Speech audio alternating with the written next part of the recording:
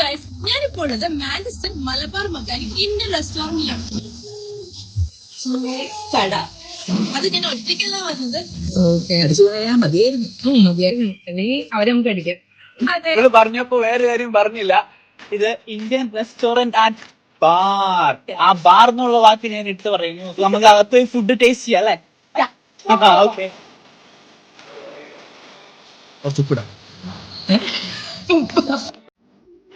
നാട്ടിലെ വൈകി ചായക്കണം. കഥകളി നിന്റെ കഥ കഴിക്കാൻ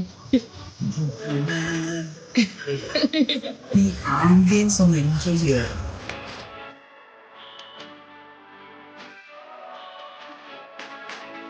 ഇതാണ് ഞാനും വന്നേക്കണേ. ഫുഡ് എവിടെ തുറക്കുന്നു മനസ്സിലാവില്ല.